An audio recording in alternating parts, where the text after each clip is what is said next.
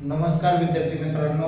तर आज आपण जे काही दहावीचं मॅथ्स 1 त्यातलं तिसरं प्रकरण अंकगणितीय श्रेणी अर्थमेटिक प्रोग्रेशन याच्यामधले 2 मार्काचे क्वेश्चन बघतोय. तर ते कशा प्रकारे बोर्डाला आलेले आहेत याच्यामध्ये हे मार्च 2019 आणि 2024 त्याचबरोबर नोव्हेंबर 2020 ला हा क्वेश्चन आलेला आहे. त्याच्यामध्ये बघा, find the 19 terms of the following arithmetic progression, म्हणजे वरील दिलेल्या अंकगणितीय श्रेणीवर 19वे पद काढा असा क्वेश्चन विचारलाय. हे दिलेले जे अर्थमेटिक प्रोग्रेशन आहे त्याच्यावरून आपल्याला 19 टर्म्स काढायचे. तर ते कशा प्रकारे बघा. आता हे जे दिलेले अर्थमेटिक प्रोग्रेशन 7, 13, 19, 25 कंटिन्यू. तर याच्यामध्ये ए म्हणजे पहिलं पद आहे 7, त्याला T1 पण आपण म्हणू शकतो. नंतर डी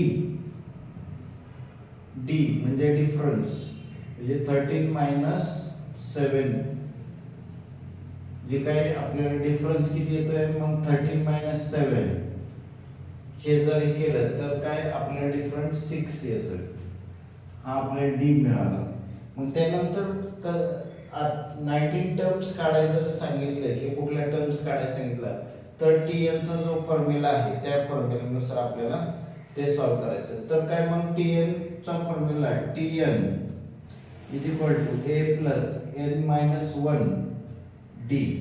हा जो फॉर्म्युला आहे या फॉर्म्युल्यानुसार आपल्याला सॉल्व करायचं. तर आता या ठिकाणी आपल्याला जे काय विचारले तर 19 टर्म्स, मग TN म्हणजे n किती आहे 19. तर n आपल्याला दिले 19 टर्म्स काढायचे. ए मिळाला आपल्याला 7 + n 19 - 1 D मिळाले 6. मग 7 + 19 - 1 18 into 6 म्हणजे 18 6 जा आपल्याला मल्टिप्लाय करायचं आहे. 18 6 जा 108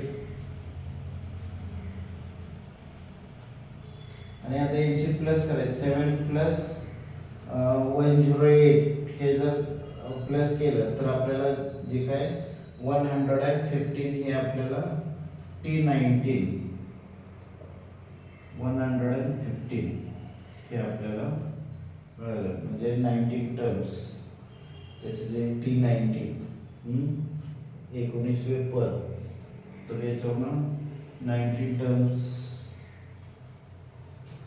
किती मिळालं 19 terms of the given arithmetic progression = 19वे पद आपल्याला 19वे पद किती आहे 115 आहे. तर अशा पद्धतीने जे काही 2 मार्काचे क्वेश्चन हे बोर्डाला आलेले आहेत. तर हे कशा प्रकारे तुम्हाला हा व्हिडिओ पाहून तुम्हाला कशा प्रकारे कसा वाटला हा व्हिडिओ तर मला नक्कीच कमेंटमध्ये सांगा. आणि तुम्हाला हा व्हिडिओ आवडला असेल तर लाईक आणि सबस्क्राईब करण्यासाठी विसरू नका. धन्यवाद.